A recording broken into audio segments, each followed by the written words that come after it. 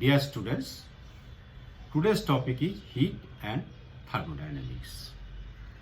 Heat is a form of energy like kinetic energy, potential energy, etc. and it has the same dimension as the work. Thermodynamics.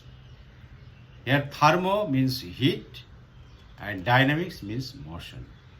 So thermodynamics stands for heat in motion. A thermodynamic system may be either solid or liquid or gas. And thermodynamics deals with the properties of the system in equilibrium.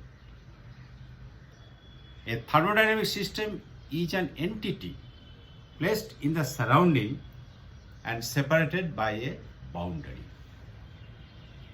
Depending on the nature of the boundary, the system can be either open, closed, or isolated. Our human body is an open thermodynamic system. Here skin acts as the boundary, and through the skin either the mass or heat can transfer from the body to the surrounding or vice versa. Mass transfer takes place in the form of water vapors. For a closed system, the boundary allows only transfer of heat and not the mass. Let us take a glass of water and put some ice cubes into the water and cover the glass with the lid. Here heat can transfer from the surrounding to the water inside the glass or vice versa, but no water molecule can be exchanged. So this is an example of closed system.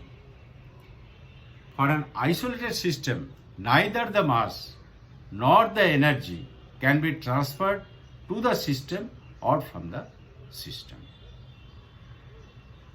When you keep hot water into a thermos, neither heat nor water molecules can be exchanged between the surrounding and the water inside the thermos. So this is an example of isolated system. There are 4 laws in thermodynamics. The 0th law states that if two systems A and B are in thermal equilibrium with a third system C, then these systems A and B must also be in thermal equilibrium. Thermal equilibrium is governed by the temperature and not by the amount of heat into the individual system. The first law of thermodynamics stipulates the conservation of energy. That is, energy can neither be created nor can be destroyed, only it can be transformed from one form to the other.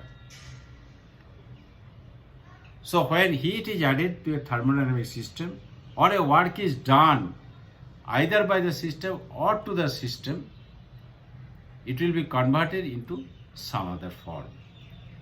And this is governed by a thermodynamic relation.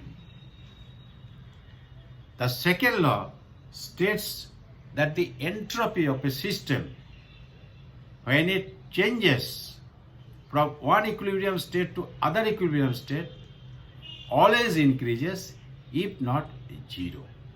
It never decreases.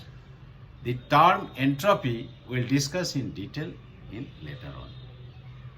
So under any thermodynamic process, from one equilibrium state to the other, the entropy of the system never decreases. And third law of thermodynamics states that it is impossible to cool a system to absolute 0 Kelvin. Internal energy of a thermodynamic system, it is an intrinsic property. It depends upon the amount of matter in the system, and it includes the kinetic energy of the constituent atoms or molecules in the system. This kinetic energy may be due to translatory or vibratory or rotary motion of the constituent atoms or molecules. It includes the potential energy of the constituent atoms due to chemical bonding or an electric dipole moment or magnetic dipole moment, etc. It does not include the kinetic energy of the system as a whole when it is in motion, or by placing the system in a gravitational or an electric or a magnetic field. The change of internal energy is given by du is equal to dq plus dw, where dq is the change of heat and dw is the amount of work,